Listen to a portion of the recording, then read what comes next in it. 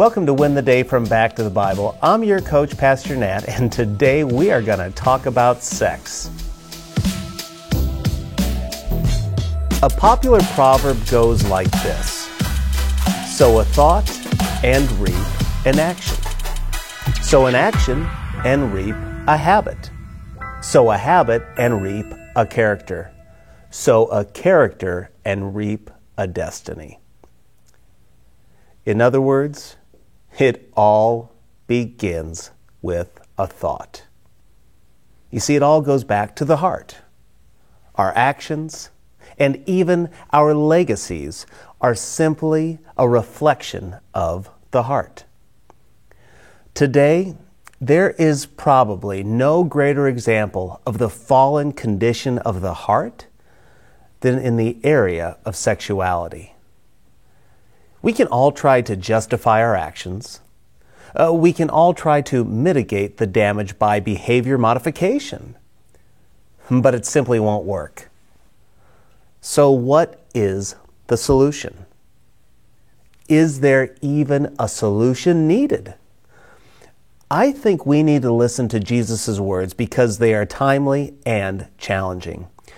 This is what Jesus said in Matthew chapter 5, beginning in verse 27. You have heard that it was said, do not commit adultery. But I tell you, everyone who looks at a woman lustfully has already committed adultery with her in his heart. If your right eye causes you to sin, gouge it out and throw it away. For it is better that you lose one of the parts of your body than for your whole body to be thrown into hell. And if your right hand causes you to sin, cut it off and throw it away. For it is better that you lose one of the parts of your body than for your whole body to go into hell. As you might remember, Jesus has been tackling the issue of self-righteousness. False pride is ugly and it's offensive to God. Yesterday, we tackled the issue of anger, bitterness, and murder in our hearts. It's true, we may not have physically killed anyone, but our hearts condemn us. The same is true for the area of sexuality. Now, here Jesus specifically addresses adultery, the act of being unfaithful between a man and a woman in marriage. And the application seemingly encompasses all of our sexuality.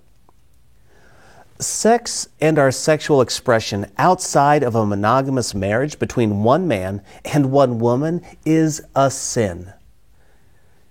Viewing pornography is a sin. Lusting after a girl at school, it's sin. Lusting after a person at the beach or anywhere is a sin. Fantasizing about someone, it's a sin. Watching a TV show or movie to just catch a glimpse of that unattainable sensual pleasure or body, it's sin. Jesus said it's better to pluck out your eye or cut off your hand than go to hell. Well, what's the point? What does that have to do with sexual sin? His point is we must be vigilant in pursuing purity. It's not enough, however, to simply address the behavior. We have to address the heart. And our actions of perpetual intentionality, of eliminating temptation and pure living is, or at least should be, a reflection of our hearts. So when the TV show comes on, turn it off. When the friend offers you a romance novel, politely decline. When the girl walks by in a provocative outfit, bounce your eyes to somewhere else. Why? Because being tempted is no sin. Acting on it in our hearts or actions is. So here's my challenge for you today. Clean house. Where are the areas that you've compromised in? The area of lusting in your heart. Where have you compromised? We all do it. But now is our chance to admit it and ask God to help us remove it.